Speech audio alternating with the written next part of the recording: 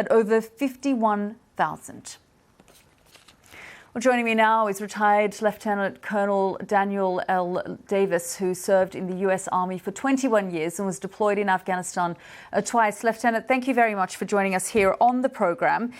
There are some in America who say this is a humbling moment, others who say it's a historic moment. Just give us your sense of what you thought when you saw that last general leave Afghanistan. Yeah, it was humbling is probably a pretty light word. Shameful in some sense of just all the things that have gone on, all the promises that we'd made, all the effort that we had given, all the blood that we've spilled, and then to see it all literally vanish in the time a C-17 takes off the tarmac. That was pretty hard to see.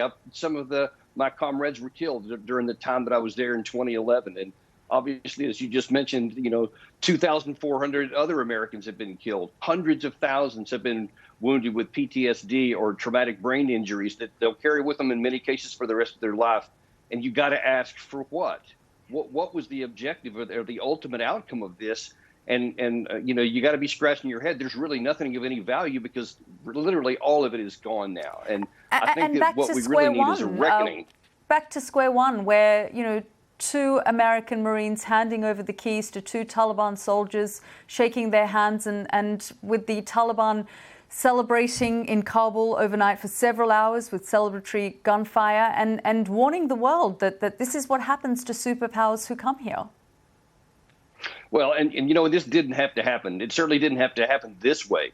When we first went in there in 2001, based on what happened on 9/11, by 2002, the Taliban had been wiped out. And really, that was the golden opportunity. We could have ended the war at that time. There really was no more enemy force, and we could have turned it into a humanitarian mission, help the Afghans form their own government of their own choosing, and then supported it from the outside. And God only knows what could have happened then. It could have been a completely different situation, and thousands could have survived. But unfortunately, we didn't. We turned it into a nation-building thing. We weren't satisfied with just the military victory. Now we want to try to remake them in our image. And of course, that never had a chance. It never had a chance. And so we literally baked in failure. Now, I'll tell you, the biggest problem is not so much that we made a mistake then.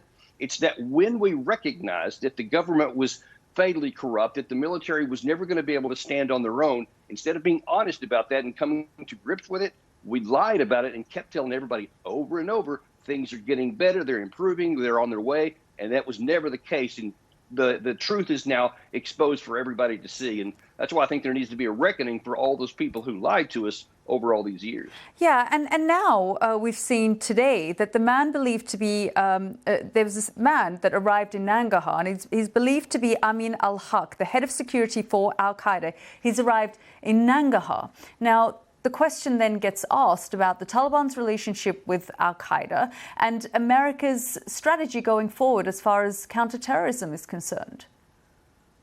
Yeah, and that's certainly going to be the key issue here. What happens now? Because I assure you that as bad as we've done on a number of things, we do still have far more robust intelligence and surveillance capability than a lot of people believe is the case. And if we see al-Qaeda actually taking up residence there and they're being supported, then I feel very confident that we're going to be taking some action. But the Taliban have said that they're not going to do that, and it remains to be seen. What sort of action, Lieutenant Colonel? Because we saw a drone strike in the center of Kabul. Is that the strategy that should be adopted going forward? Well, that was a very volatile situation. I mean, it was in the middle of the city. It was in a time when everything was at its highest risk, and that was had catastrophic results for the civilians in the area, and certainly we don't advocate that. So you have to be much better about it. And when the situation is not so volatile, you have more options to be more targeted if you have a direct threat to the United States.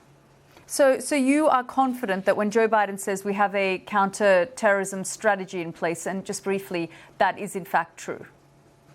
Oh, absolutely. In fact, I've been arguing that's why we should have left long ago, because our security has not been enhanced by troops on the ground. They've almost been a disaster, actually.